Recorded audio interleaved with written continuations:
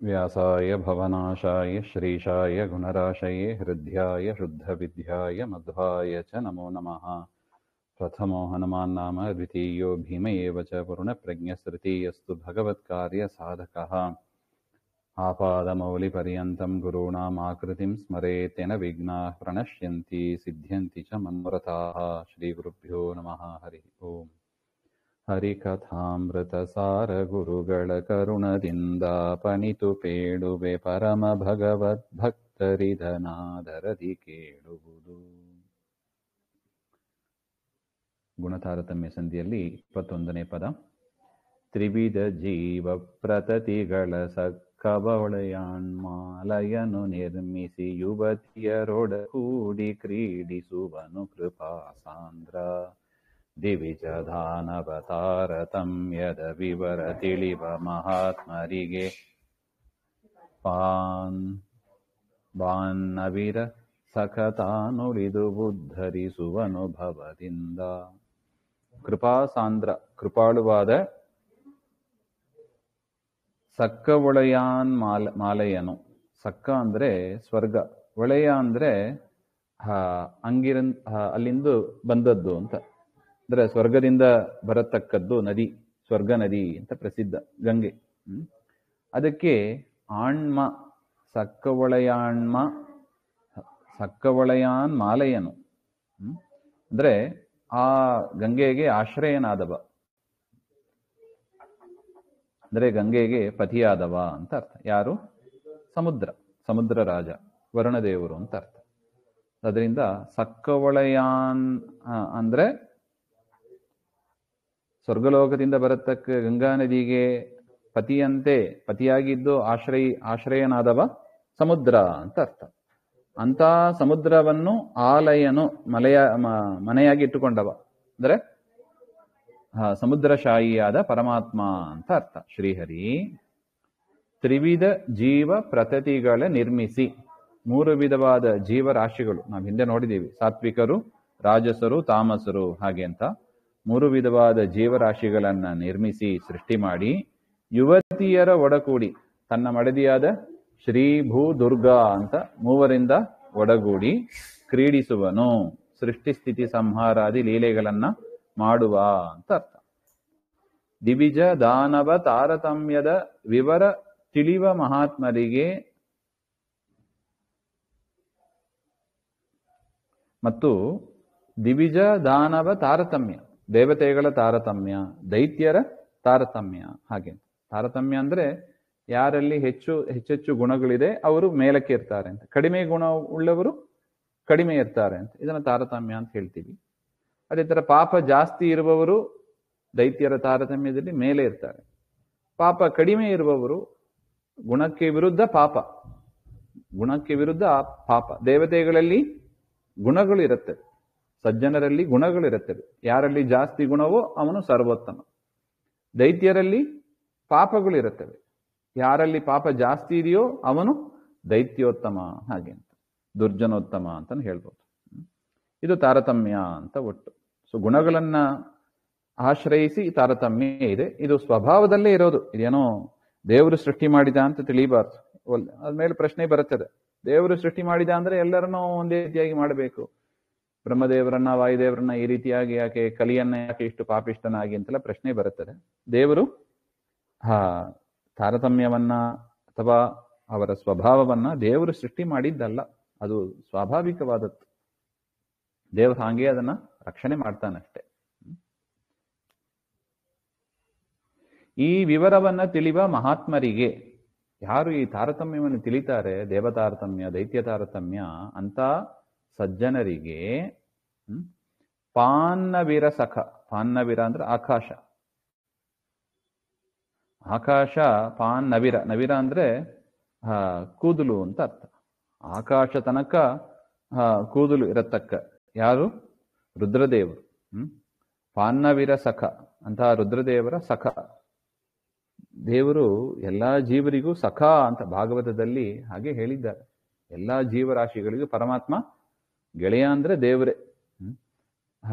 ಅದೇ ತರ ರುದ್ರದೇವರಿಗೂ ಕೂಡ ಪಾನ್ನವಿರ ಸಖ ಹಾಗೆ ಅಂತ ರುದ್ರದೇವರ ಸಖನಾದ ಪರಮಾತ್ಮ ಯಾರು ಈ ತಾರತಮ್ಯವನ್ನು ತಿಳಿದಿರ್ತಾರೆ ಅವರಿಗೆ ತಾನು ಇದು ತನ್ನ ದರ್ಶನವನ್ನು ಕೊಟ್ಟು ಅಪರೋಕ್ಷ ಜ್ಞಾನವನ್ನು ಕೊಟ್ಟು ಭವದಿಂದ ಉದ್ಧರಿಸುವನು ಅಂತ ಹೇಳ್ತಾರೆ. ಸಮುದ್ರವನ್ನ ದಾಟಿಸುವ ಅಂತ.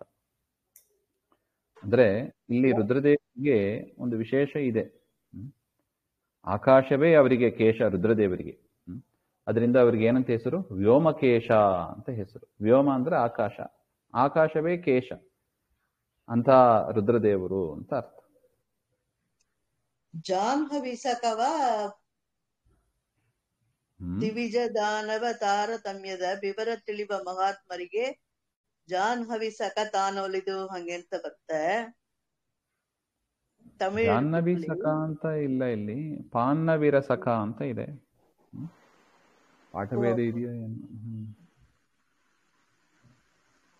ತ್ರಿವಿಧ ಜೀವ ಪ್ರತಿನಿಧಿಗಳ ಸಂಕಾವಳಿಯ ಆಲಯ ನಿರ್ಮಿಸಿ ಯುವತಿಯರ ಕೂಡಿ ಕ್ರೀಡಿಸುವನು ಕೃಪಾಸಾಂದ್ರ. ದಿವಿಸ ದಾನವ ತಾರತಮ್ಯದ ವಿವರ ತಿಳಿವ ಮಹಾತ್ಮರಿಗೆ ಜಾಹ್ನವಿ ಸಖ ಅಂತ ಬಂದಿದೆ. ಅಂದ್ರೆ ಗಂಗೆಯನ್ನು ತಲೆಯಲ್ಲಿ ಧರಿಸಿದವ ಅಂತ ಅರ್ಥ. ಆ ಅರ್ಥದಲ್ಲೂ ಬರ್ತದೆ ರುದ್ರದೇವರು ಅಂತ ಹೇಳ್ಬೋದು. ನೋಡಿ, ರುದ್ರದೇವರು ಗಂಗೆಯನ್ನ ತಲೆಯಲ್ಲಿ ಧರಿಸಿದ್ದಾರೆ, ಅದರಿಂದ ಜಾಹ್ನವಿ ಸಖನೂ ಹೌದು. ಬಾನ್ನವೀರ ಸಖ ಅಂದ್ರೆ ಅದೇ ಅರ್ಥ. ಬಾನ್ನವೀರ ಅಂದ್ರೆ ಅದೇ ನಾವು ವ್ಯೋಮಕೇಶ ಅಂತ. ಆಕಾಶವೇ ಅಂದ್ರೆ ಆಕಾಶವೇ ರುದ್ರದೇವರಿಗೆ ಕೂದಲು ಅಂತ ಆ ಅರ್ಥದಲ್ಲೂ ಬರುತ್ತದೆ. ಜಾಹ್ನವಿ ಹೌದು ಹೌದು ಹೌದು. ಇಲ್ಲಿ ಜಾಹ್ನವಿ ಸಖ ಅಂತ ಇದೆಯಾ? ಜಾಹ್ನವಿ ಸಖ ಅಂದ್ರೆ ಗಂಗೆಯ ಗೆಳೆಯ ಅಂತ ಅರ್ಥ ಬರ್ತದೆ.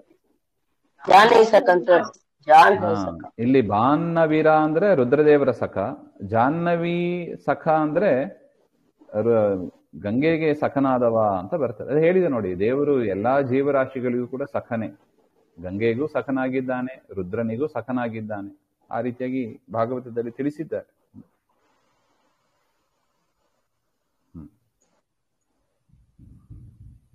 ದೇವದೈತ್ಯರ ತಾರತಮ್ಯವು ಪಾವಮಾನ ಮತಾನುಗರಿಗಿದು ಕೇವಲ ಅವಶ್ಯಕವು ತಿಳಿವದು ಸರ್ವಕಾಲದಲ್ಲಿ.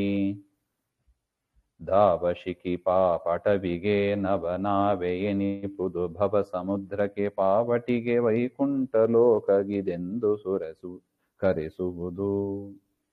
ಎಷ್ಟು ಚಂದ ಹೇಳ್ತಾರೆ ನೋಡಿ.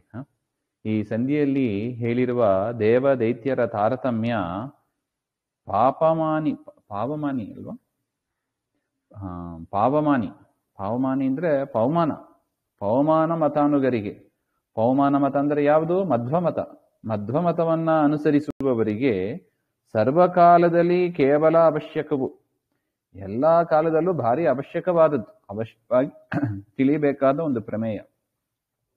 ನೋಡಿ, ಮಧ್ವ ಸಿದ್ಧಾಂತದ ಪ್ರಮೇಯ ಏನು ಹಾಗೆಂದ್ರೆ, ಶ್ರೀಮನ್ ಮಧ್ವಮತೆ ಹರಿಃ ಪರತರಃ ಸತ್ಯತೋ ಜಗತ್ ಜೀವಗಣಾಹ ಹರೇರನುಚರಾಹ ನೀಚೋಚ್ಚ ಭಾವಂಗತಾಹ ಅಂತ ವ್ಯಾಸರಾಜರು ಹೇಳಿದ್ದಾರೆ. ತತ್ವತೋ ಭೇದ ಜೀವಗಣಾ ಹರೇರನುಚರಾಹ ನೀಚೋಚ್ಚ ಭಾವಂಗತಾಹ. ಮಧ್ವಮತದ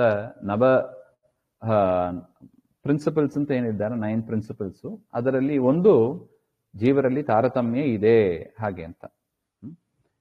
ಅದರಿಂದಲೇ ದೇವರು ಸರ್ವೋತ್ತಮನಾಗಿದ್ದಾನೆ, ಜೀವರಲ್ಲಿ ತಾರತಮ್ಯ ಇದೆ, ನಾವೆಲ್ಲರೂ ಕೂಡ ದೇವರ ಅಧೀನ ಆಗಿದ್ದೀವಿ. ಅದರಿಂದ ಯಾರು ನಿಜವಾಗಲೂ ವೈದಿಕ ಮತವನ್ನ ಅನುಸರಿಸಬೇಕು ಅಂತ ಇಚ್ಛೆ ಇರುತ್ತದೆ ಅವರಿಗೆ ಮಧ್ವಮತ ಆಚಾರ್ಯರೇ, ಶ್ರೀಮನ್ ಮಧ್ವಾಚಾರ್ಯರೇ ವೇದದ ನಿಜವಾದ ಸರಿಯಾದ ವ್ಯಾಖ್ಯಾನವನ್ನು ತಿಳಿಸಿಕೊಟ್ಟಿದ್ದಾರೆ. ಅದರಿಂದ ಆ ಮಧ್ವಮತವನ್ನು ಅನುಸರಿಸುವವರಿಗೆ ಇದು ಯಥಾರ್ಥ ಜ್ಞಾನಪೂರ್ವಕವಾಗಿ ನಾವು ಸರ್ವಕಾಲದಲ್ಲಿ ತಿಳಿಯಬೇಕಾದ ಒಂದು ವಿಚಾರ ಇದು, ಈ ತಾರತಮ್ಯ ಜ್ಞಾನ. ಈ ತಾರತಮ್ಯ ಜ್ಞಾನ ಪಾಪ ಅಡವಿಗೆ, ಪಾಪ ಎನ್ನತಕ್ಕ ಒಂದು ಕಾಡು, ಪಾಪವೇ ಕಾಡು, ಅದಕ್ಕೆ ಧಾವಶಿಖಿ ಅಂದ್ರೆ ಅಗ್ನಿ. ಭವ ಸಮುದ್ರಕ್ಕೆ, ಸಂಸಾರವನ್ನ ಕಾಡಿಗೆ ಹೋಲಿಸಿದರೆ ಈ ತಾರತಮ್ಯ ಜ್ಞಾನ ಕಾಡುಗಿಚ್ಚು ಇದ್ದ ಹಾಗೆ. ಕಾಡುಗಿಚ್ಚು ಬಂದ್ರೆ ಕಾಡು ಸುಟ್ಟೋಗೋದು, ಇಲ್ಲಂದ್ರೆ ನಮಗೆ ಸಂಸಾರ ಹೋಗೋದಿಲ್ಲ. ಎಲ್ಲಿ ತನಕ ನಮಗೆ ತಾರತಮ್ಯ ಜ್ಞಾನ ಬರೋದಿಲ್ಲ, ಇಲ್ಲಿ ತಾರತಮ್ಯ ಜ್ಞಾನ ಬರೋದಿಲ್ಲ ಅಂದ್ರೆ ಅದನ್ನು ಸರಿಯಾಗಿ ನಾವು ಅರ್ಥ ಮಾಡ್ಕೋಬೇಕು. ನಮಗೆ ಗೊತ್ತಿದಲ್ಲ, ಹರಿ ಸರ್ವೋತ್ತಮ ಅಂತ ಗೊತ್ತಿದೆ, ಹಾಗಂತ ಅಷ್ಟು ಮಾತ್ರ ಅಲ್ಲ ಅದು. ಬರೀ ಹರಿ ಸರ್ವೋತ್ತಮ ಅಂತ ಬಾಯಿಂದ ಹೇಳೋದಲ್ಲ. ಹರಿ ಸರ್ವೋತ್ತಮ ಅಂತ ಒಪ್ಪಿದರೆ ಮನಸ್ಸನ್ನ ದೇವರು ಬಿಟ್ಟು ಬೇರೆಯವರಿಗೆ ಕೊಡಬಾರದು. ಇದು ಹರಿ ಸರ್ವೋತ್ತಮ ಜ್ಞಾನ ನಮಗೆ ಸರಿಯಾಗಿ ಬಂದಿದೆ ಅಂದ್ರೆ ಏನರ್ಥ ಹೇಳಿ? ಪರಮಾತ್ಮನನ್ನ ಬಿಟ್ಟು ಬೇರೆಯವರಿಗೆ ಮನಸ್ಸು ಕೊಡಬಾರ್ದು. ಬೇರೆಯವರಿಗೆ ಮನಸ್ಸು ಕೊಡ್ತೀವಿ ಅಂದ್ರೆ ಏನರ್ಥ? ಬರೀ ಹರಿ ಸರ್ವೋತ್ತಮ ಅಂತ ಬಾಯಿಂದ ಅಷ್ಟೇ ಹೇಳ್ತೀವಿ. ಆದರೆ ದಾಸರು ಹೇಳಿದಂತೆ ಮನವನಿತ್ತರೆ ತನ್ನ ನೀವನು. ದೇವರು ಕೇಳೋದು ಮನಸ್ಸನ್ನ, ಲಿಪ್ ಸರ್ವಿಸ್ ಅಲ್ಲ. ಅದರಿಂದ ಮನಸ್ಸಿಗೆ ನಾಟಬೇಕು. ಅಂದ್ರೆ ಮನಸ್ಸು ಸದಾ, ಈಗ ನಮಗೆ ನೋಡಿ, ಒಂದು ಅಂಗಡಿಗೆ ಹೋಗ್ತೀವಿ, ಅಕ್ಕಿ ತೆಗಿಬೇಕು ಅಂತ, ವೆರೈಟೀಸ್ ಆಫ್ ಅಕ್ಕಿ ಇದೆ. ಯಾವುದು ತಗೋತೀವಿ? ಅಂಗಡಿಯವರೇ ಹೇಳ್ತಾರೆ ಇದು ಚೆನ್ನಾಗಿದೆ, ಈ ಅಕ್ಕಿ ತೆಗೆದುಕೊಳ್ಳಿ ಹಾಗೆ ಅಂತ.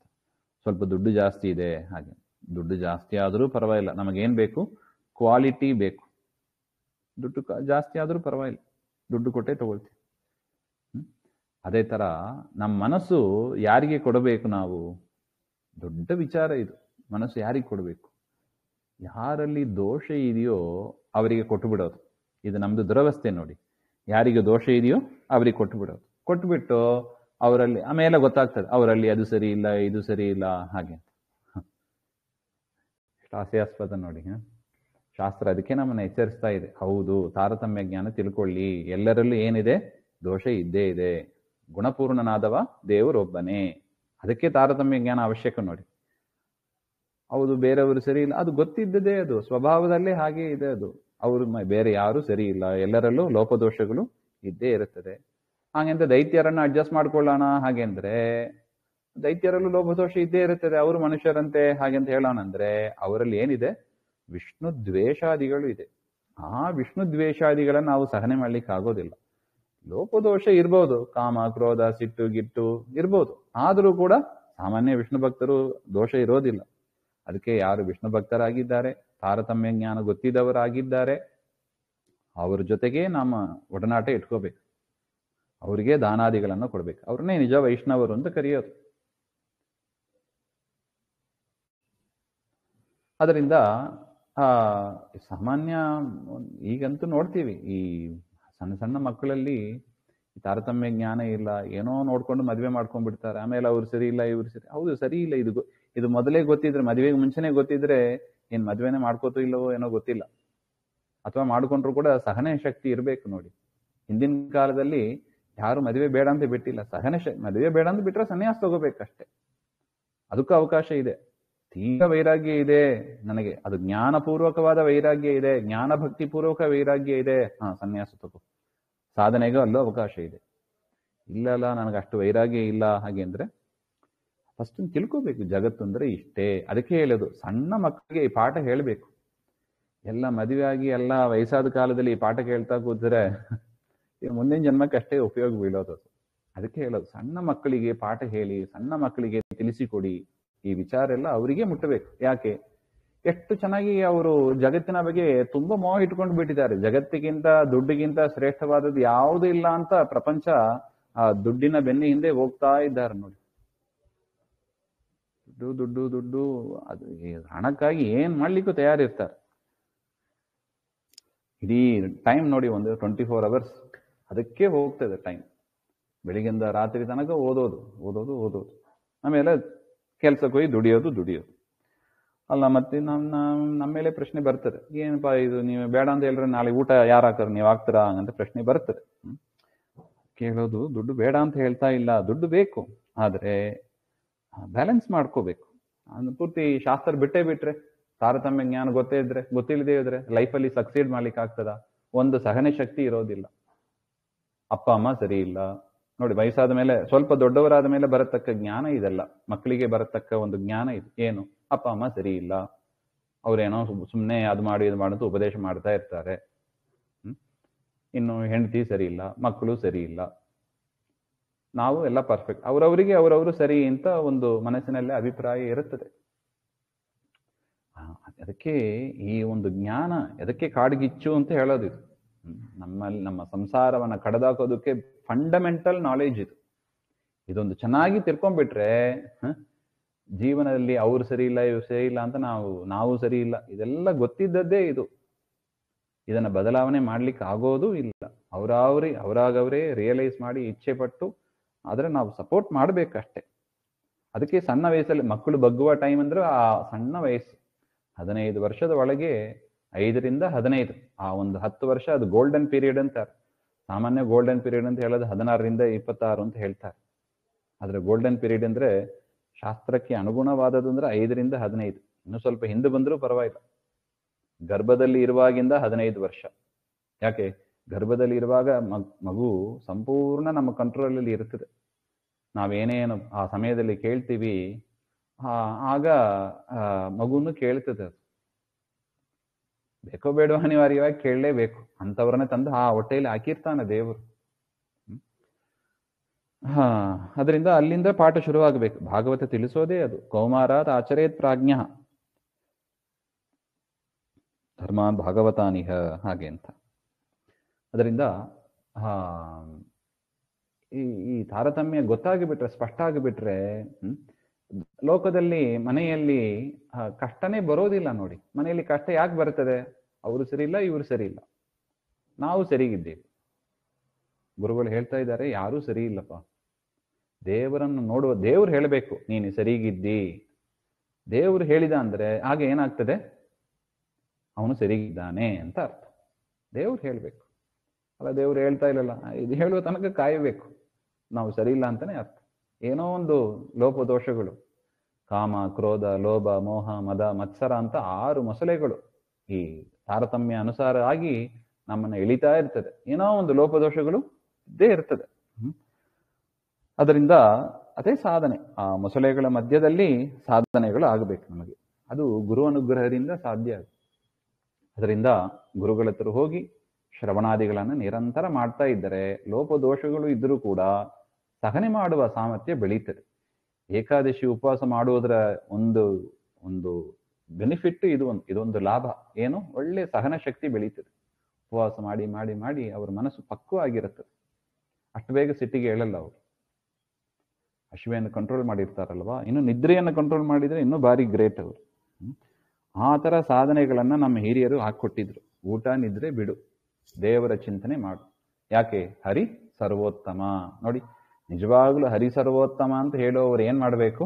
ಊಟ ನಿದ್ರೆ ಬಿಡ್ಬೇಕು. ಬರೀ ಬಾಯಿಂದ ಹೇಳೋದಲ್ಲ, ಹರಿ ಸರ್ವೋತ್ತಮ, ಹರಿ ಸರ್ವೋತ್ತಮ.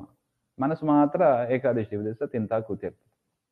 ಅದೇ ಹರಿ ಸರ್ವೋತ್ತಮ ಹೇಗೆ ಆಗ್ತಾನ್ರಿ? ನಿದ್ರೆ ಬಿಡ್ಲಿಕ್ಕೆ ಆಗದವರು ಹರಿ ಸರ್ವೋತ್ತಮ ಹೇಗೆ ಆಗ್ತಾನೆ? ಇದು ನಾವು ಕೇಳ್ಕೋಬೇಕಷ್ಟೆ. ದುಡ್ಡು ಕಾಸೇ ಪ್ರಧಾನ ಅಂತ ಇದು ಬಿಟ್ರೆ, ಅದಕ್ಕಾಗಿ 24 ಅವರ್ಸ್ ಟೈಮ್ ಎಲ್ಲಿಗೆ ಹೋಗ್ತಿದ್ದ? 24 ಅವರ್ಸ್ ಟೈಮ್ ಹರಿ ಸರ್ವೋತ್ತಮ ಅಂತ ಹೇಳ್ತೀವಿ, ಆಫೀಸಲ್ಲಿ ಕೂತ್ಕೊಂಡು ಕೆಲಸ ಮಾಡ್ತಾ ಕೂತಿರ್ತೀವಿ. ಅಟ್ಲೀಸ್ಟ್ ಆಫೀಸಲ್ಲಿ ಇರುವಾಗಲೂ ದೇವರ ಸ್ಮರಣೆ ಬಂದ್ರೆ ಪಾಸ್, ಇಲ್ಲದಿದ್ರೆ ಫೇಲ್. ಇದು ನಮ್ಮನ್ನ ಎಬ್ಬಿಸುವ ಒಂದು ಕಾರ್ಯ. ಅದನ್ನ ಗುರುಗಳು ಸ್ಪಷ್ಟವಾಗಿ ಹೇಳ್ತಾ ಇದ್ದಾರೆ ನೋಡಿ. ಎಷ್ಟು ಚಂದ ಇದು ನೋಡಿ ಉದಾಹರಣೆ. ಪಾಪಾಟವಿಗೆ, ಪಾಪ ಎನ್ನತಕ್ಕ ಕಾಡಿಗೆ ಇದು ಧಾವಶಿಖಿ. ಇನ್ನೊಂದು ಸಂಸಾರ ಎನ್ನತಕ್ಕ ಸಮುದ್ರಕ್ಕೆ ನವನಾವ ಎನಿವುದು, ಹೊಸದಾದ ಒಂದು ಹಡಗು. ತಾರತಮ್ಯ ಜ್ಞಾನ ನಮಗೆ ಎಷ್ಟು ಬೇಗ ಬರೋದಿಲ್ಲ, ಅದು ಅರ್ಥನೂ ಆಗೋದಿಲ್ಲ. ಏನ್ರಿ ತಾರತಮ್ಯ ಅಂತೀರಿ ಹಾಗೆ ಅಂತ. ಅದು ಯಾಕಾಗಿದೆ ಅಂದ್ರೆ, ತಾರತಮ್ಯ ಅಂದ್ರೆ ಅದು ಒಂದೊಂದು ಕೀಳಾದ ವಿಚಾರ ಅಂತ ನೋಡ್ತಾರೆ. ಇವನು ಶ್ರೇಷ್ಠ, ಇವನು ಕನಿಷ್ಠ. ಯಾಕ್ರಿ ಈ ತರ ಬೈಫರ್ಕೇಶನು? ಎಲ್ಲರೂ ಒಂದೇ, ಸಮಾನ ಅಂತ ಬೋಧನೆ ಮಾಡಿ ಮಾಡಿ ಈಗ ಏನಾಗ್ಬಿಟ್ಟಿದೆ, ತಾರತಮ್ಯ ಅಂತ ಹೇಳಿದ್ರೆ ಅದೇನೋ ಒಂದು ಕೆಟ್ಟ ಶಬ್ದ ಅಂತ ತಿಳ್ಕೊತಾರೆ. ಆದ್ರೆ ಸ್ವಲ್ಪ ಯೋಚನೆ ಮಾಡ್ಬೇಕು ನಾವು. ತಾರತಮ್ಯ ಇಲ್ಲದಿದ್ದ ಜಾಗ ಇಲ್ಲ.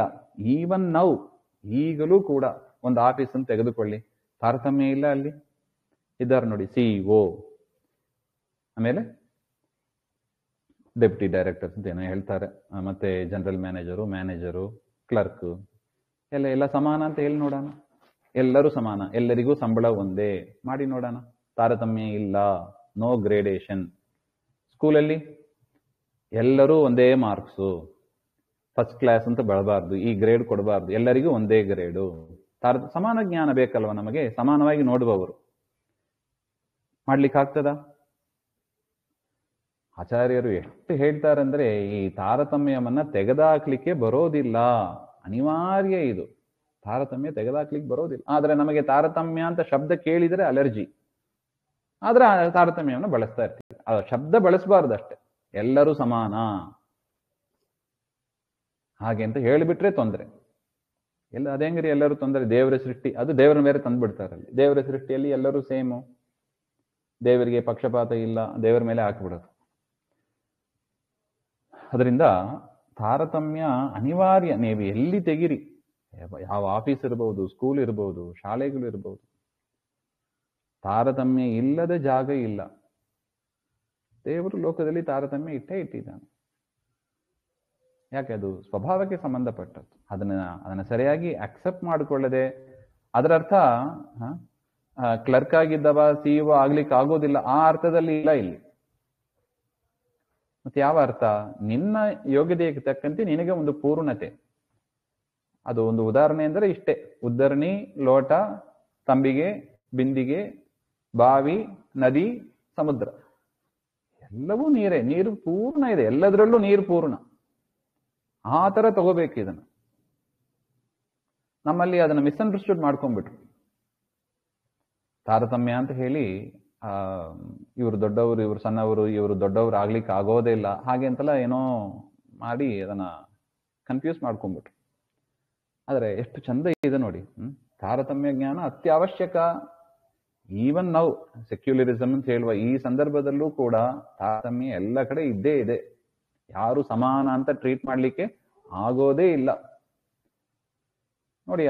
ತಾರತಮ್ಯ ಸಮಾನ ಅಂತ ಹೇಳುವವರು ಚೀಫ್ ಮಿನಿಸ್ಟ್ರು, ಅವರು ಬೇರೆ, ಇನ್ನು ಪ್ರೈಮ್ ಮಿನಿಸ್ಟರ್ ಇದ್ದಾರೆ ಅಂತ ಇಟ್ಕೊಳ್ಳಿ, ಚೀಫ್ ಮಿನಿಸ್ಟರ್ ಯಾರೋ ಸಮಾನ ಹೇಳಿ ನೋಡೋಣ.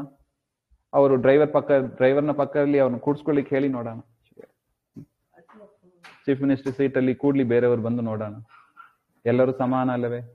ತಾರತಮ್ಯ ಇಲ್ಲ ಅಲ್ವಾ? ಆಗ್ತದ? ಎಷ್ಟು ಸಿಟ್ಟು ಬರ್ತದೆ ಒಂದು ಸೀಟಿಗೆ ಇಷ್ಟು.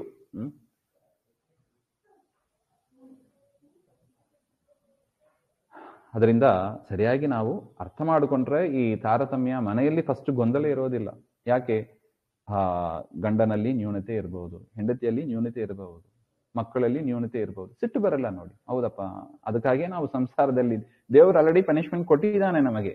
ಹೋಗಿ ಕಲ್ತ್ಕೊಂಬ ಅಂತ ನಮ್ಮ ಸಂಸಾರದಲ್ಲಿ ಕೊಟ್ಟು ಬಿಟ್ಟಿದ್ದಾನೆ. ತಿರ್ಗಾ ಅವ್ರನ್ನ ಬೈಯೋದು, ಹೊಡಿಯೋದು,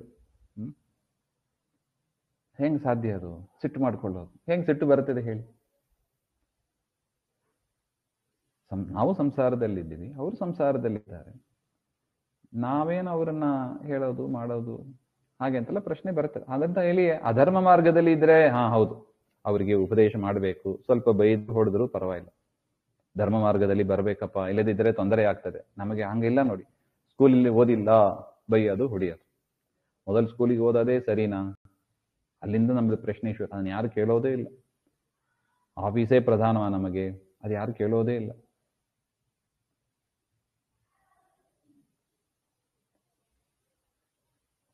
ಅದರಿಂದ ತಾರತಮ್ಯ ಜ್ಞಾನ ಮಾಧ್ವರಿಗೆ, ಅರ್ಥಾತ್ ವೇದದ ಸರಿಯಾದ ಜ್ಞಾನ, ಯಥಾರ್ಥ ಜ್ಞಾನ ಬೇಕು ಅನಿಸುವವರಿಗೆ ಸಂಸಾರವನ್ನು ದಾಟಿಸುವ ಒಂದು ಹಡಗಿನಂತೆ, ಪಾಪಗಳನ್ನು ಸುಟ್ಟಾಕುವ, ಪಾಪಗಳು ಎನ್ನುವ ಅಡವಿಯನ್ನು ಸುಟ್ಟಾಕುವ ಕಾಡಿಗಿಚ್ಚಿನಂತೆ ನಮಗೆ ದೊಡ್ಡ ಅನುಗ್ರಹ ದೇವರು ಮಾಡಿರೋದು ತಾರತಮ್ಯ ಜ್ಞಾನ.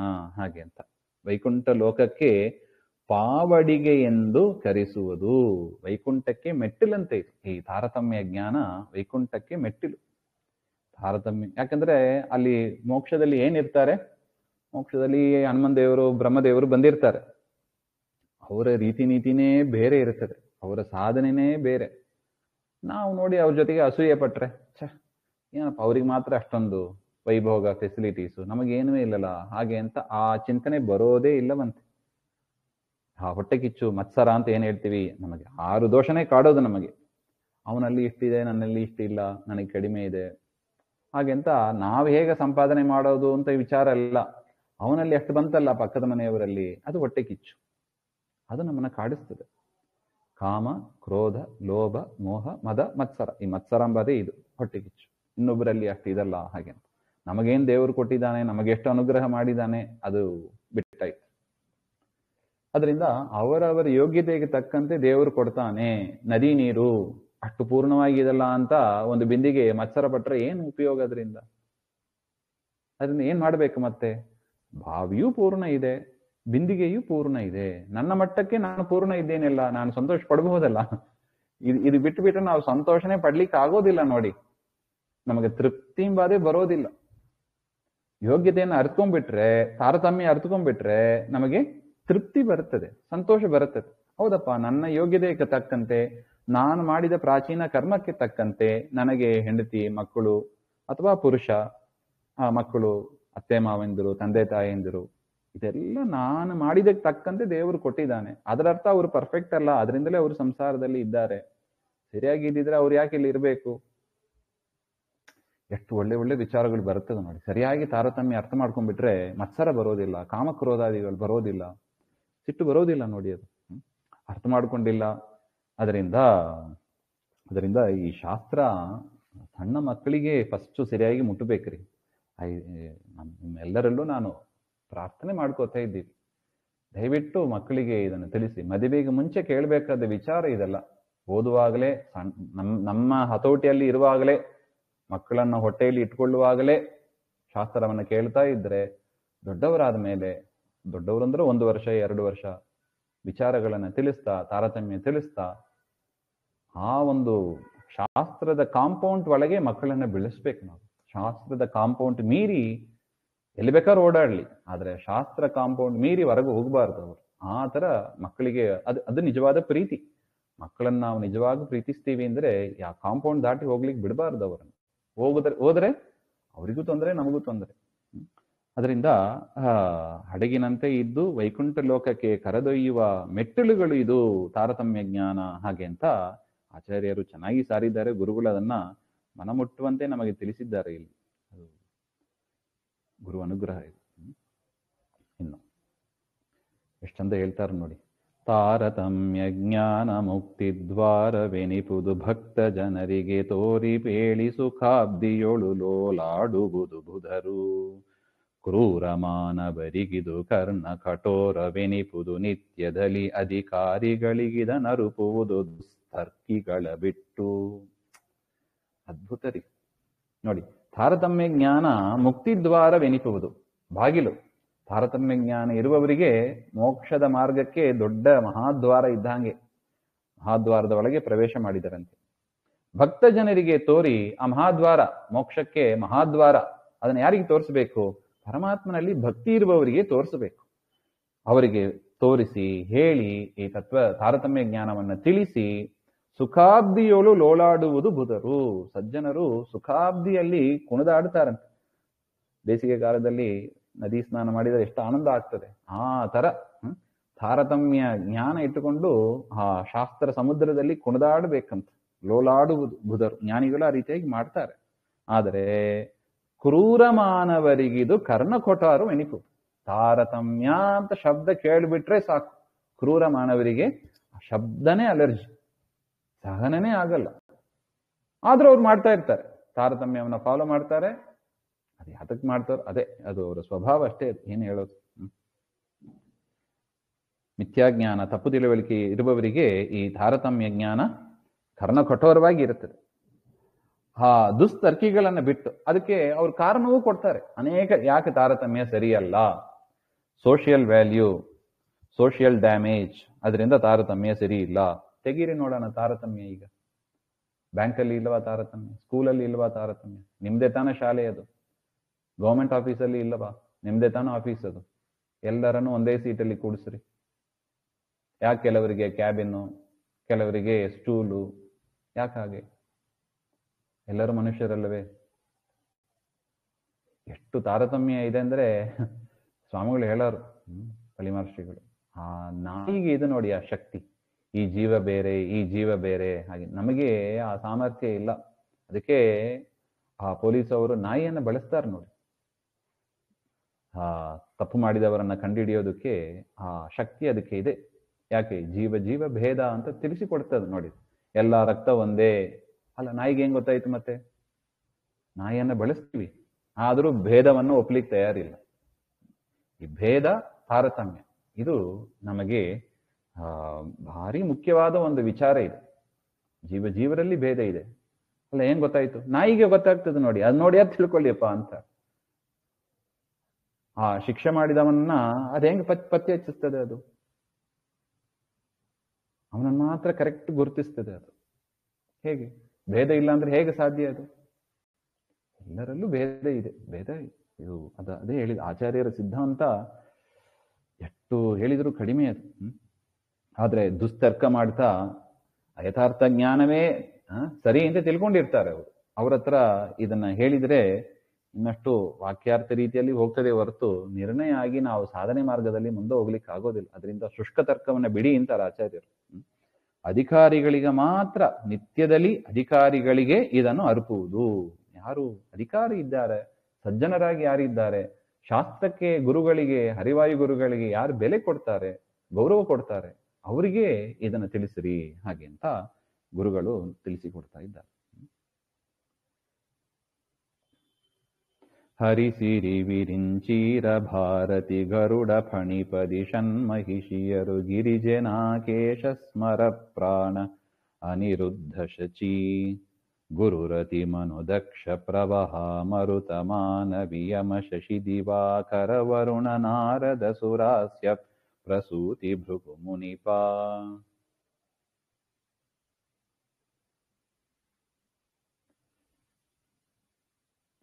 ಇಲ್ಲಿ ಮತ್ತೆ ತಾರತಮ್ಯವನ್ನೇ ಹೇಳ್ತಾ ಇದ್ದಾರೆ, ಸಂಗ್ರಹ ಮಾಡಿ ಕೊಡ್ತಾ ಇದ್ದಾರೆ. ತಾರತಮ್ಯದಲ್ಲಿ ಮೊದಲು ಹರಿ ಪರಮಾತ್ಮ, ತದನಂತರ ಲಕ್ಷ್ಮಿ, ತದನಂತರ ವಿರಿಂಚಿ ಅಂದ್ರೆ ಬ್ರಹ್ಮದೇವರು, ತದನಂತರ ಈರ ಅಂದ್ರೆ ವಾಯುದೇವರು, ಭಾರತಿ ಸರಸ್ವತಿ ದೇವಿಯರು, ಗರುಡ ದೇವರು, ಫಣಿಪತಿ, ಫಣಿ ಅಂದ್ರೆ ಶೇಷ, ಫಣಿಪತಿ ಹಾಗೆಂದ್ರೆ ನಾಗಪತಿ ಶೇಷದೇವರು ಅಂತ ಅರ್ಥ. ಅಥವಾ ಮುಂದೆ ಆ ಪದವಿಗೆ ಬರ್ಲಿಕ್ಕಿರುವ ರುದ್ರದೇವರು ಅಂತಲೂ ತೆಗೆದುಕೊಳ್ಬಹುದು. ಷಣ್ಮಹಿಷಿಯರು, ಪರಮಾತ್ಮನ ಷಣ್ಮಹಿಷಿಯರು, ಜಾಂಬವತಿ ಮುಂತಾದ ಷಣ್ಮಹಿಷಿಯರು. ಗಿರಿಜೆ ಅಂದ್ರೆ ಪಾರ್ವತಿ, ಅವರಿಗೆ ಸಮನಾದ ಸೌಪರ್ಣಿ ವಾರ್ಣಿಯನ್ನು ಇಟ್ಕೋಬೇಕು ಹಾಗೆ ಅಂತ. ನಾಕೇಶ ಸ್ಮರ, ನಾಕೇಶ ಅಂದ್ರೆ ಇಂದ್ರದೇವರು, ಸ್ಮರ ಅಂದ್ರೆ ಮನ್ಮಥ. ಪ್ರಾಣ ಅನಿರುದ್ಧ ಶಚಿ ಗುರು ರತಿ ಆ ಹೆಸರು. ಮನು ಅಂದ್ರೆ ಸ್ವಯಂಭವ ಮನು, ದಕ್ಷ ಪ್ರವಾಹ ವಾಯು, ಮಾನವಿ ಅಂದ್ರೆ ಶತರೂಪ ಮತ್ತು ಮನುವಿನ ಹೆಂಡತಿ ಅಂತ ಅರ್ಥ. ಮಾನವಿ ಅಂದ್ರೆ ಮನುವಿನ ಹೆಂಡತಿ, ಯಾರು? ಶತರೂಪ. ಯಮ, ಶಚಿ ಅಂದ್ರೆ ಚಂದ್ರ, ದಿವಾಕರ ಸೂರ್ಯ, ವರುಣ ನಾರದ, ಸುರಾಸ್ಯ, ಸುರ ಅಂದ್ರೆ ದೇವತೆಗಳ ಹಾಸ್ಯ ಅಂದ್ರೆ ಮುಖ, ಯಾರು? ಮುಖದಲ್ಲಿ ಇರುವವನು. ಮುಖಾದಿಂದ್ರಶ್ಚ ಅಗ್ನಿಶ್ಚ, ಅಗ್ನಿದೇವರು ಅಂತ ಅರ್ಥ. ಪ್ರಸೂತಿ ಭೃಗು ಋಷಿಗಳು. ಇನ್ನು ಮುಂದಿನ ಶ್ಲೋಕ ತಾರತಮ್ಯವನ್ನು ಹೇಳ್ತಾ ಇದ್ದಾರೆ. ವ್ರತತಿ ಜಾಸನ ಪುತ್ರರೆನಿಸುವ ವ್ರತಿವರದ್ರಿಮರೀಚಿ ವೈವಸ್ವತನು ತಾರ ಮಿತ್ರ ನಿರ್ವೃತಿ ಪ್ರಭ ಮಾರುತನು ಸತಿ ಧನೇಶಾಂ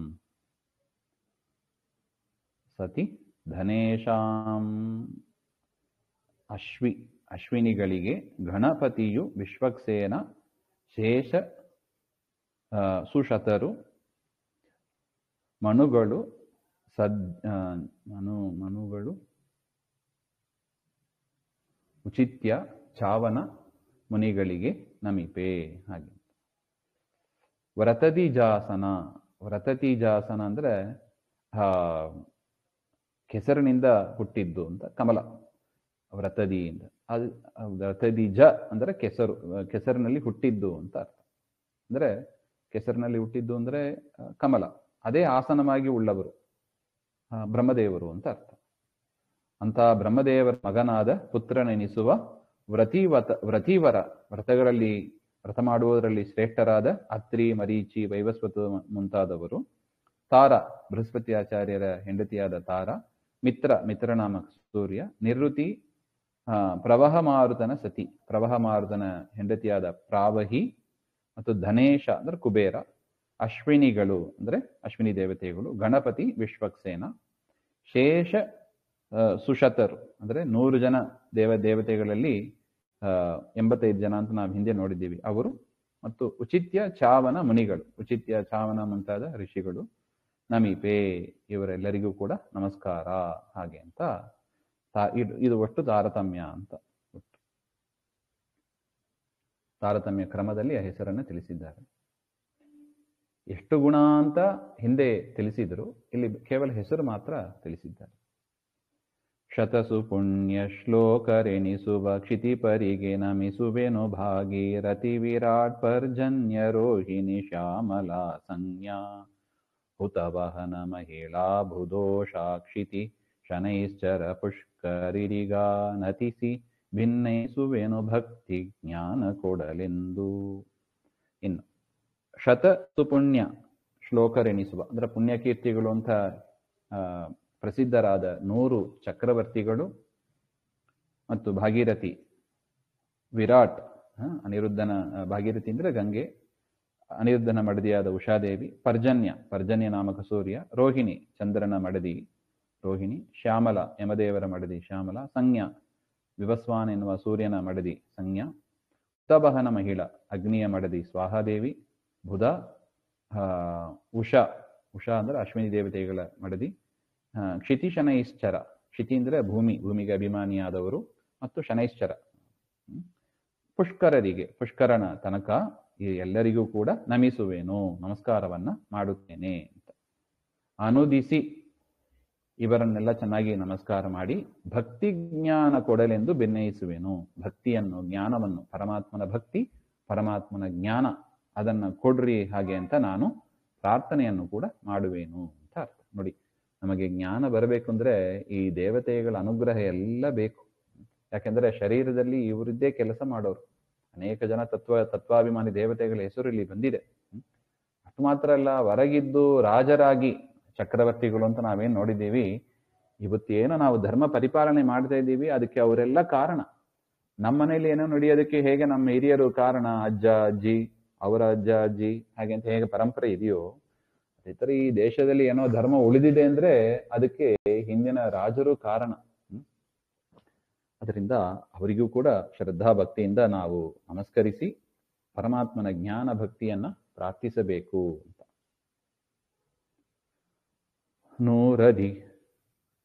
ನೂರಧಿಕವಾಗಿಪ್ಪ ಮದ್ಧತಿನಾರು ಸಾವಿರ ನಂದ ಗೋಪ ಕುಮಾರನರ್ಧಾಂಗಿಯರ ಕಸ್ತ್ಯಾದಿ ಮುನೀಶ್ವರರು ಊರ್ವಶಿ ಮೊದಲಾದ ಅಪ್ಸರ ನಾರಿಯರು ಶತತುಂಬುರರು ಸಾರಿ ಗುಣಗಳ ಕೀರ್ತನೆಯ ಮಾಡಿಸಲಿ ಎನ್ನಿಂದ. 100 16,000 ನಂದಗೋಪ ಕುಮಾರನ ಅರ್ಧಾಂಗಿಯರು. ಪರಮಾತ್ಮನ ಕೃಷ್ಣಾವತಾರದಲ್ಲಿ ನೋಡ್ತೀವಿ 16,100 ಜನ ಪರಮಾತ್ಮನ ಮಡದಿಯರು ಅಂತ. ಅವರೆಲ್ಲ ಅಗ್ನಿಯ ಮಕ್ಕಳು. ವಾಯುದೇವರನ್ನ ಪ್ರಾರ್ಥನೆ ಮಾಡಿಕೊಂಡು ಕೃಷ್ಣನ ಸಂಘ ಆಗಬೇಕು ಅಂತ ಗೋಪಾಲ ಸ್ತ್ರೀಯರಾಗಿ, ಗೋಪಿಕಾ ಸ್ತ್ರೀಯರಾಗಿ ಬಂದರು ಹಾಗೆ ಅಂತ. ಸಾರಿ, ಅವರು ಪರಮಾತ್ಮನ ಮಡದಿಯರಾದರು ಅಂತ. ಅವರು ಇನ್ನು ಅಗಸ್ತ್ಯಾಧಿಕ ಮುನೀಶ್ವರರು, ಅಗಸ್ತ್ಯರೇ ಮೊದಲಾದ ಮುನಿಗಳು, ಊರ್ವಶಿ ಮೊದಲಾದ ಅಪ್ಸರ ನಾರಿಯರು, ಊರ್ವಶಿ ಮೊದಲಾದ ಅಪ್ಸರ ಸ್ತ್ರೀಯರು, 100 ಜನ ಅವರು, ತುಂಬುರು ಮೊದಲಾದ 100 ಜನ ಗಂಧರ್ವರು. ಇವರೆಲ್ಲರೂ ಕೂಡ ಅವರಲ್ಲಿ ಪ್ರಾರ್ಥನೆ ಏನು ಅಂತ, ಎನ್ನಿಂದ ಕಂಸಾರಿ ಗುಣಗಳ ಕೀರ್ತನೆಯ ಮಾಡಿಸಲಿ. ಕಂಸಾರಿ, ಕಂಸನಿಗೆ ಶತ್ರುವಾದವ, ಕಂಸನನ್ನ ಸಂಹಾರ ಮಾಡಿದವ. ಆ ಕಂಸನ ಒಳಗಿದ್ದು ದುಷ್ಟ ಕಾಮನೆಗಳನ್ನ ಪ್ರೇರಣೆ ಮಾಡ್ತಾನೆ. ಅದರಿಂದ ಕಂಸಾರಿ ಅಂತ ಚಿಂತನೆ ಮಾಡಿದರೆ ನಮ್ಮ ಒಳಗಿರತಕ್ಕ ದುಷ್ಟ ಕಾಮನೆಗಳೆಲ್ಲ ಹೋಗ್ತದೆ. ಅದು ಕೃಷ್ಣ ಮಾಡಿದ ಮಹಾ ಅನುಗ್ರಹ ಕಂಸಾರಿ ಹಾಗೆ ಅಂತ. ಅಂಥ ಪರಮಾತ್ಮನ ಕೃಷ್ಣನ ಗುಣಗಳನ್ನ ನನ್ನ ಮುಖದಿಂದ ಕೀರ್ತನೆ ಮಾಡಿಸಿರಿ. ನನ್ನ ಮನಸ್ಸಿನಿಂದ, ಮುಖದಿಂದ ಬಂದಿರುತ್ತದೆ. ಸಾಮಾನ್ಯ ಸಜ್ಜನರು ಮುಖದಿಂದ ಏನೋ ಹೇಳ್ತಾನೆ ಇರ್ತಾರೆ, ಆದರೆ ಎಲ್ಲಿಂದ ಬರಬೇಕು? ಮನಸ್ಸಿನಿಂದ ಬರಬೇಕು. ಅದನ್ನ ಮಾಡಿಸಲಿ ಅಂತ ಪ್ರಾರ್ಥನೆ. ಇನ್ನು ಪಾವನರು ಶುಚಿ ಶುದ್ಧ ನಾಮಕ ದೇವತೆಗಳ ಜಾನ ಚಿರಪಿತೃ ದೇವನರ ಗಂಧರ್ವರ ವನಿಪ ಮಾ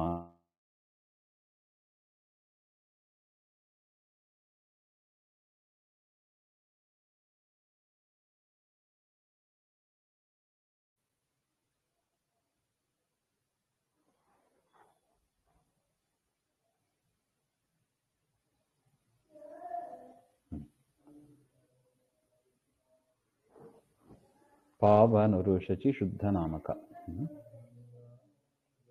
ಪಾವನರು ಶುಚಿ ಶುದ್ಧ ನಾಮ, ಈ ಹೆಸರಿನಿಂದ ಇರತಕ್ಕ ಪಾವನರು ಶಚಿ ಹಾಗೆಂತಲ್ಲ ಹೆಸರು ಇರತಕ್ಕ ದೇವತೆಗಳ ಆಜಾನ ಸೋಮಪಾನಕ್ಕೆ ಅರ್ಹರಾದ ದೇವತೆಗಳು ಮತ್ತು ಚಿರಪಿತೃಗಳು ದೇವನರ ಗಂಧರ್ವರು, ದೇವಗಂಧರ್ವರು ಮತ್ತು ಮನುಷ್ಯ ಗಂಧರ್ವರು ಮತ್ತು ಅವನಿಪ ರಾಜರು, ಭೂಮಿಯನ್ನು ಆಳಿದ ರಾಜರು ಮತ್ತು ಮನುಷ್ಯೋತ್ತಮರು ಅಂದ್ರೆ ಮನುಷ್ಯರಲ್ಲಿ ಉತ್ತಮರು ಹಾಗೆ ಅಂತ. ನಮ್ ಕೇಳ್ಬೋದು, ನಮ್ಮ ಅಜ್ಜ ಅಜ್ಜಿಲ ಎಲ್ಲಿ ಬರ್ತಾರೆ? ಇವರ ಮನುಷ್ಯೋತ್ತಮರಲ್ಲಿ ಬರ್ತಾರೆ.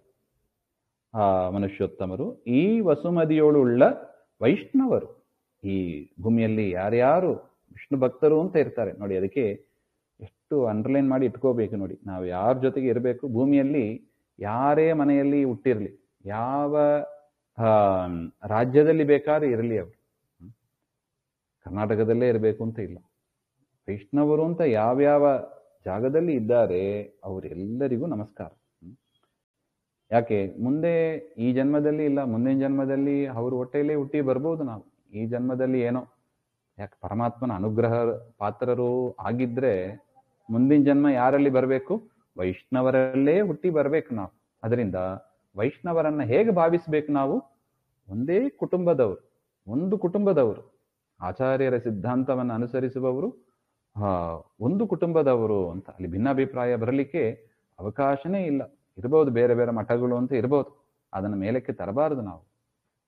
ಆಚಾರ್ಯರು, ಮಧ್ವಾಚಾರ್ಯರ ಶಿಷ್ಯರು, ಮಾಧ್ವರು, ಅದನ್ನೇ ಗುರುಗಳು ಹೇಳಿದ್ರು ನೋಡಿ, ಮಧ್ವಾಚಾರ್ಯರ ಮತವನ್ನ ಅನುಸರಿಸುವವರಿಗೆ ಇದನ್ನು ತಿಳಿಸಿ ಅಂತ ಹೇಳಿದ್ದಾರೆ ಅಷ್ಟೇ.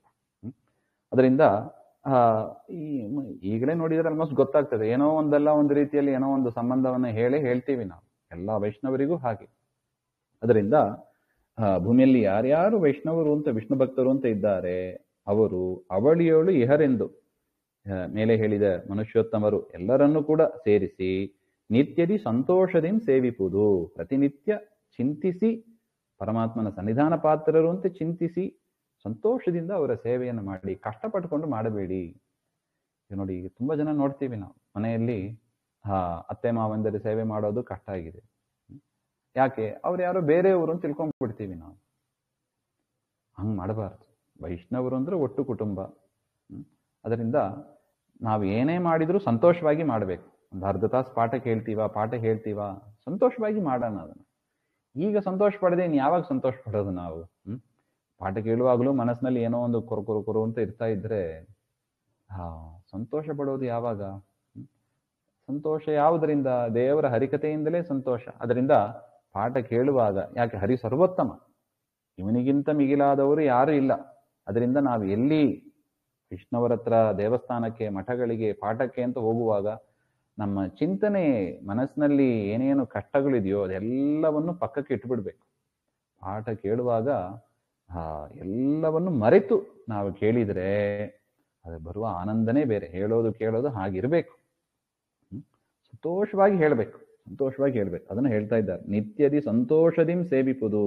ಒಂದು ಸಣ್ಣ ತುಳಸಿಗೆ ನೀರು ಹಾಕುವಾಗ ಅಲ್ಲೂ ಒಂದು ಸ್ಟ್ರೆಸ್, ಪಟ ಅಂತ ಮಾಡ್ಕೊಂಡು ಹೋಗೋದು. ಹಂಗೆ ಮಾಡಬಾರ್ದು. ಬೇಗ ಹೇಳ್ಬೇಕು. ಕೆಲಸಗಳನ್ನ ಕಡಿಮೆ ಮಾಡೋಣ. ಏನು ಲೌಕಿಕಕ್ಕಾಗಿ ನಾವೇನ್ ಮಾಡ್ತೀವಿ, ಎಷ್ಟು ಸಾಧ್ಯವಾಗುತ್ತೋ ಅಷ್ಟು ಕಡಿಮೆ ಮಾಡೋಣ. ದೇವರಿಗಾಗಿ ಮಿಕ್ಕಿದ ಟೈಮನ್ನ ನಾವು ಡೆಡಿಕೇಟ್ ಮಾಡೋಣ. ಇದು ಆಗಬೇಕಾದ ಬದಲಾವಣೆ ಅಂತ. ಅದರಿಂದ ಮಾಡುವ ಕೆಲಸ ಸಣ್ಣದಾಗಿದ್ರು ಕೂಡ ಸಂತೋಷವಾಗಿ ಮಾಡಬೇಕು ಅಂತ ಹೇಳ್ತಾ ಇದ್ದಾರೆ. ಆ ಟೈಮಲ್ಲಿ ಕಿರಿಕಿರಿಯಾಗಿ ಮನಸ್ಸಿನಲ್ಲಿ ಏನೋ ವಿಚಾರ ಮಾಡ್ಕೋಬಾರ್ದು. ಮಾನುಷೋತ್ತಮರನು ಪಿಡಿದು ಚತುರಾನನಾಂತ ಶತೋತ್ತಮತ್ವ ಕ್ರಮೇಣ ಚಿಂತಿಪ ಭಕುತರಿಗೆ ಚತುರವಿಧ ಪುರುಷಾರ್ಥ ಶ್ರೀನಿಧಿ ಜಗನ್ನಾಥ ವಿಠ್ಠಲ ತಾನೇ ಒಲಿದೀವನು ನಿರಂತರ ಸಾನುರಾಗದಿ ಪಠಿಸುವುದು ಪ್ರಾಜ್ಞರಿದ ಮರೆಯದಲೇ. ಮನುಷ್ಯೋತ್ತಮರಿಂದ ಪ್ರಾರಂಭ ಮಾಡಿ ಚತುರಾನನಾಂತ ಬ್ರಹ್ಮದೇವರ ತನಕ ಶತೋತ್ತಮತ್ವ ಕ್ರಮೇಣ 100 ಗುಣಗಳು ಹೆಚ್ಚು ಅಂತ. ಶತೋತ್ತಮತ್ವ 100 ಗುಣಗಳು ಕ್ರಮೇಣ ಹೆಚ್ಚಾಗಿರುತ್ತದೆ. ಎಲ್ಲಿಂದ? ಮನುಷ್ಯೋತ್ತಮರಿಂದ ಬ್ರಹ್ಮದೇವರ ತನಕ. ಇದನ್ನ ಚಿಂತಿಪ ತಿಳಿಯುವ ಭಕ್ತರಿಗೆ, ಇದನ್ನ ಯಾರು ತಿಳ್ಕೋತಾರೆ ಅಂತಹ ಭಕ್ತರಿಗೆ ಶ್ರೀನಿಧಿ ಜಗನ್ನಾಥ ವಿಠ್ಠಲ, ಶ್ರೀದೇವಿ, ಶ್ರೀನಿಧಿ ಅಂತಾರೆ ನೋಡಿ. ಲಕ್ಷ್ಮಿ ದೊಡ್ಡ ಸಂಪತ್ತು. ಯಾಕೆ? ಪರಮಾತ್ಮನ ಭಕ್ತರು ಅವರು. ಪರಮಾತ್ಮನ ಜ್ಞಾನವನ್ನು ಕೊಟ್ಟು, ಭಕ್ತಿಯನ್ನು ಕೊಟ್ಟು, ವೇದಾದಿ ಶಾಸ್ತ್ರಗಳನ್ನು ಕೊಟ್ಟು, ವೇದಾಭಿಮಾನಿನಿ, ಅನುಗ್ರಹ ಮಾಡತಕ್ಕವರು. ಅಂತ ನಿಧಿಯಾದ ಲಕ್ಷ್ಮಿಯನ್ನ ತನ್ನ ಅಧೀನದಲ್ಲಿ ಇಟ್ಕೊಂಡಿರುವವ ಆ ಪರಮಾತ್ಮ. ಅದರಿಂದ ಲಕ್ಷ್ಮೀನಾರಾಯಣರ ಪೂಜೆ ಒಟ್ಟಿಗೆ ಮಾಡತಕ್ಕದ್ದು. ಕೇವಲ ಶ್ರೀ ಪೂಜೆ, ಕೇವಲ ನಾರಾಯಣ ಪೂಜೆ ಇದು ಲಕ್ಷ್ಮೀನಾರಾಯಣರಿಗೆ ಒಪ್ಪಿಗೆ ಅಲ್ಲ. ಅದರಿಂದ ಶ್ರೀದೇವಿ ಎನ್ನುವ ನಿಧಿ ಇರತಕ್ಕ ಆ ಜಗನ್ನಾಥ ವಿಠ್ಠಲ, ಜಗತ್ತಿಗೆ ನಾಥನಾದ, ಪ್ರಳಯ ಕಾಲದಲ್ಲಿ ಎಲ್ಲವನ್ನು ನುಂಗುವ ಆ ಜಗನ್ನಾಥ ವಿಠ್ಠಲ ತಾನೇ ಒಲಿದು ಈ ಚಿಂತನೆ ಮಾಡುವವರಿಗೆ, ತಾರತಮ್ಯ ಜ್ಞಾನದಿಂದ ಚಿಂತನೆ ಮಾಡುವವರಿಗೆ ಚತುರವಿಧ ಪುರುಷಾರ್ಥ, ಯಾವುದು? ಧರ್ಮ, ಅರ್ಥ, ಕಾಮ, ಮೋಕ್ಷ ಎನ್ನತಕ್ಕ 4 ವಿಧ ಪುರುಷಾರ್ಥಗಳನ್ನು ಕೊಟ್ಟು ಅನುಗ್ರಹ ಮಾಡ್ತಾನೆ. ಇದು ಮರೆಯದಲೇ ಪ್ರಾಜ್ಞರು ನಿರಂತರ ಸಾನುರಾಗದಿ ಪಠಿಸುವುದು. ನೋಡಿ, ಬೇರೆ ಸಂಧಿಗಳಿಗೆಲ್ಲ ಈ ಒಂದು ವಿಚಾರ ಗುರುಗಳು ಹೇಳಿಲ್ಲ, ಇದಕ್ಕೆ ಹೇಳ್ತಾ ಇದ್ದಾರೆ ನೋಡಿ. ಇಷ್ಟು ಒತ್ತು ಕೊಟ್ಟು ಹೇಳಿಲ್ಲ ನೋಡಿ. ತಾರತಮ್ಯ ಸಂಧಿಯನ್ನ ಮರೆಯದಲೇ ಪ್ರಾಜ್ಞರು ಅಂತ ಭಗವಂತನ ಭಕ್ತರಾದ ಜ್ಞಾನಿಗಳು ನಿರಂತರ ಪ್ರತಿ ದಿವಸವೂ ಕೂಡ ಸಾನುರಾಗದಿ ಭಕ್ತಿಯಿಂದ ಪಠಿಸುವುದು, ಪಠನೆ ಮಾಡಬೇಕು ಅಂತ. ಯಾಕೆ? ಇದು ವೈಕುಂಠಕ್ಕೆ ಮೆಟ್ಟಿಲು, ನಮ್ಮ ಪಾಪವನ್ನು ಸುಡತಕ್ಕ ದಾವಾಗ್ನಿ, ಸಂಸಾರವನ್ನ ದಾಟಿಸುವ ಹಡಗು. ಅದರಿಂದ ಇದನ್ನು ಬಿಡಬೇಡಿ, ತಾರತಮ್ಯ ಜ್ಞಾನ ಬಿಡಬೇಡಿ, ಹರಿ ಸರ್ವೋತ್ತಮ ಈ ರೀತಿಯಿಂದ ಅಂತ ತಿಳಿಯಿರಿ ಹಾಗೆ ಅಂತ. ಇದರಿಂದ 2 ಅಡ್ವಾಂಟೇಜ್ ಇದೆ.